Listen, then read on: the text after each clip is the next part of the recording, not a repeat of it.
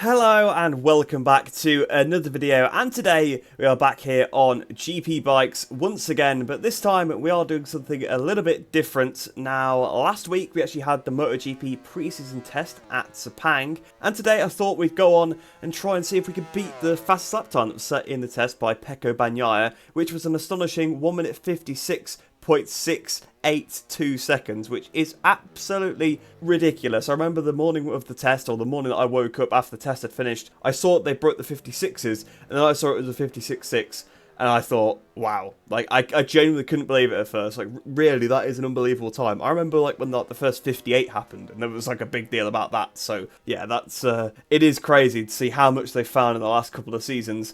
And today, I thought we'd give it a go and try and beat the lap time. So without any further ado, let's get onto the circuit and see what we can do.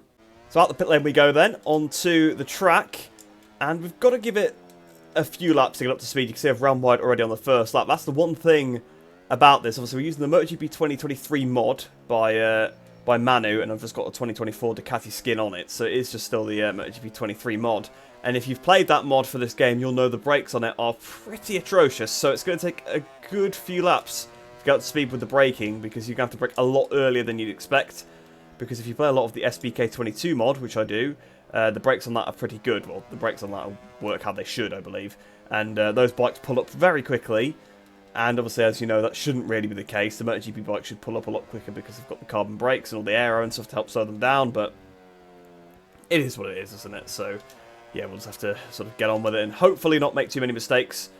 I'm also only going to give myself 10 laps to try and beat Bagnaia's time, because, of course, if I just went all day, it would be a bit pointless. But at the same time, I've got to actually give myself somewhat of a chance, because, of course, I'm hopping straight onto the game. Not played the game all day, not played the mod for a good while. I did actually mean to do this video a while ago, but I just got a bit distracted doing other things and had a league race and stuff to practice for, so I didn't want to mess up my momentum for that. That was with the SVK 22 mod. Well, I guess SVK 24 because it was on the BMW. But either way, enough about that.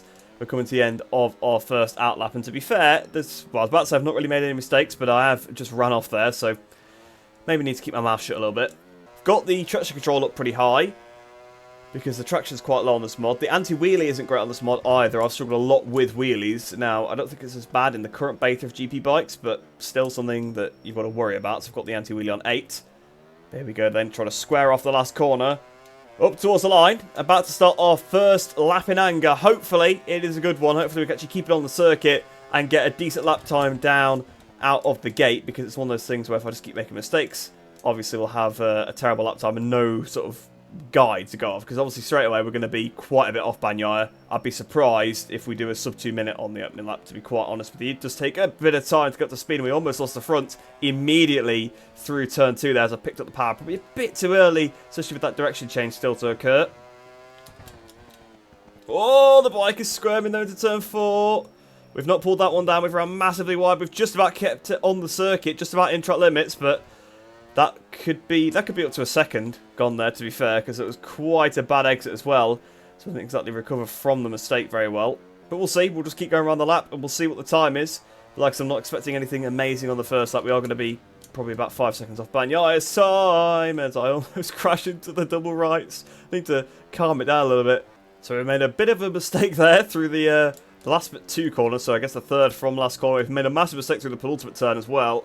So this is really not coming together to be a great lap. But I did say the opening lap would be a bit shaky, as we've come flying down now towards the last corner. Got to try and spot your braking point. I think we braked too late. We had a massive stopping. No, come on. Ah, no. Off into the gravel as well. Ah, what a nightmare. Because that's kind of ruined the next lap as well. I'm going to try and be a bit sneaky and just try and give myself as much time to recover from that one. Try and do the last corner somewhat properly. But you can see we've got dirt on the tyres. But yeah, completely missed the braking. Well, to be honest, I don't think I really did miss the braking point. I think it was the fact I had to stoppy. But there you go. First lap time, 209.6. So that's 13 seconds off Pecco. Not ideal at all. And that's not going the best way either into some of the stoppies. Seems to be the problem here, because I braked at the same point I did the previous lap. Probably the dirty tyre didn't help. Still wide through 4, even though I hit the brakes a lot earlier. Like I said, it's going to be difficult to pull this down, and to be fair, the tyres will probably take a few laps to come into the window as well. That is the thing about GP bikes, you can't just go immediately and do your best lap time like you can in the milestone games. Although, to be fair, the temperatures are actually quite a crucial factor in the milestone games as well, but they're just not cold, generally, on the opening lap, unless it's wet conditions. Actually, the tyre temperatures do actually work sort of in the wet conditions. It's a shame that nothing else really does, though. Well, we've definitely got some sort of problem here, because it's saying I'm 26 seconds underneath the time, and if we are, then we're on for some ridiculous lap record here. We're going to destroy Pecco's lap time by a good 13 seconds, if that is the case. But as we come through the last corner, hopefully it will correct itself. Well, it will when we go over the line anyway. This will be our first proper banker lap to see what we can actually do. Although, again, there was, of course, the mistake at turn 1 up towards the line. 158.8, so, to be honest, not bad. Actually, not too bad on an opener. So, only 2.2 seconds.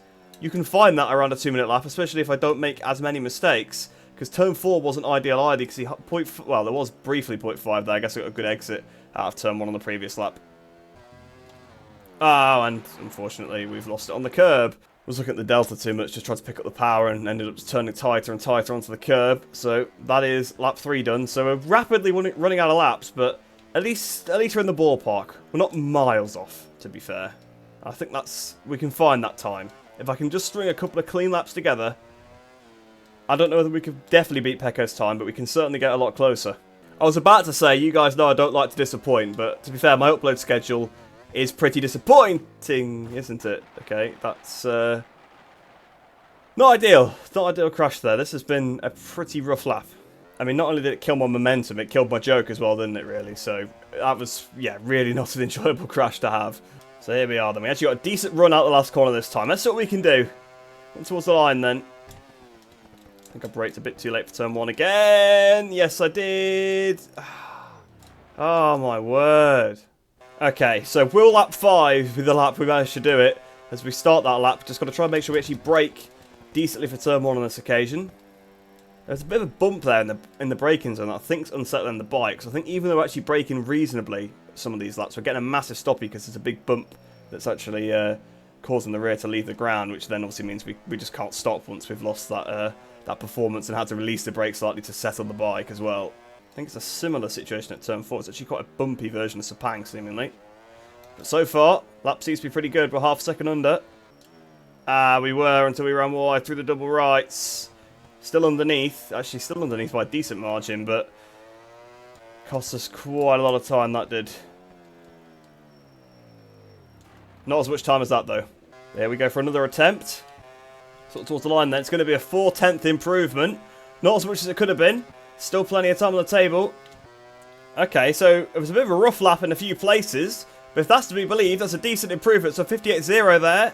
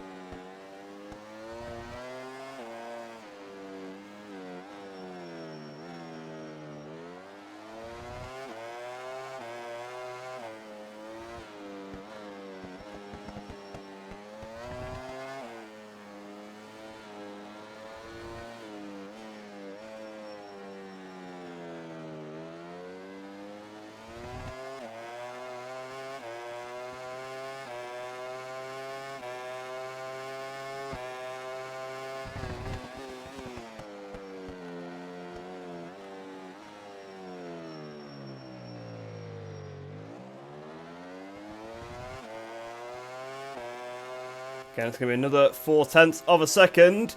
So it takes us to 57.6. So we're about a second off now. Only a second away but I think we're going to struggle to find that last bit of time. Well, it's still quite a chunk, isn't it? A second, to be fair. We've only got a couple of laps left. We have to start to really risk now, and so place is okay. That was not one of them, by the way. That was, well, I mean, I guess I was changing direction a little more aggressively, but the bike still should not have behaved in that manner, I don't believe. But there you go, that's one lap less now. So I think we've got lap 9 and lap 10. So we've got 2 laps to find a second.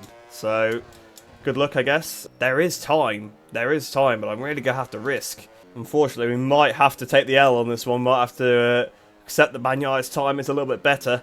Now, I suppose in fairness, we've only done a few laps. There's not going to be loads of rubber down. Well, there was plenty of rubber down, but also we're in a game and he was in real life. So I think those more than balance out as we run massively wide once again through the the double right. Sorry, it's not Qatar. It's not triple rights. It's double rights there. But I was actually quite happy. I was quite happy with that last lap. It was pretty good. I don't know. There's more, obviously. There's always going to be more, but there's not a lot more. Whereas the previous laps, like the lap I took before, I lost so much time in the direction change in the chicane. I saw on the previous lap I just did, I found 7/10 in that one corner alone, pretty much. So, you know, there was a lot of time for that lap, but this one was much tidier. But I think I just hemorrhaged. I don't think there's like a massive chunk in one place. I think it's just little bits everywhere. But here we go then. Penultimate lap time. Can we beat it? No is going to be the answer, as we absolutely have a horrific entry to turn 1.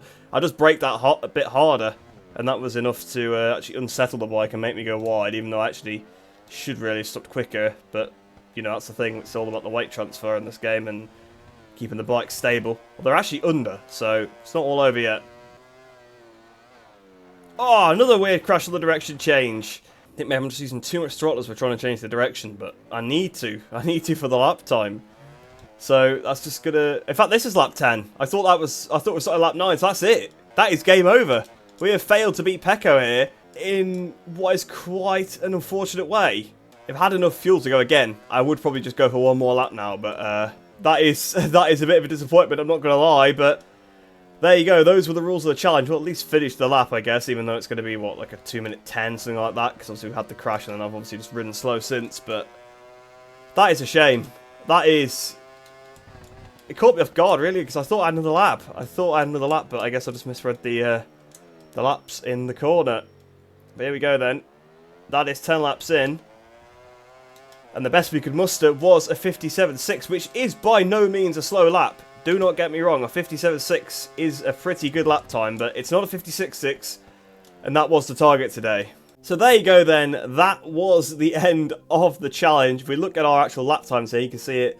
Our ideal lap time was actually only a 57.3, so even if I'd done the perfect sectors that I'd done on all the other laps, we actually would be still down. And funnily enough, that sector 1 actually was the personal best one. The one that I thought I sort of messed up by going into turn 1 a little bit too quick. That was actually the best lap. Lap 7 had a very good sectors 3 and 4. 3 was very minor, you know, give or take a few hundredths. Sector 4 was a good couple of tenths. So, to be fair, I just don't think we could have done it anyway. You can see top speed was lap 4, but I don't know if that's because maybe I just missed my braking point on that lap or something. You can see the sector 1 is quite bad. So, in fact, it's the worst sector 1, so I definitely did. In fact, actually, it's the second worst sector 1, but even still, it's several seconds off. So, I definitely messed turn 1 up there. But yeah, that's a bit of a shame to lose, but I don't think we actually would have been able to do it even if we had a couple more laps. I thought I was sort of close and maybe we could, but that's just how it is sometimes. And it's pretty realistic in a way, because I'm not the best. I'm not the best at this game. I'm not like the world class sort of level you'd probably call it. So I shouldn't be able to do the world class times that can be done in real life. But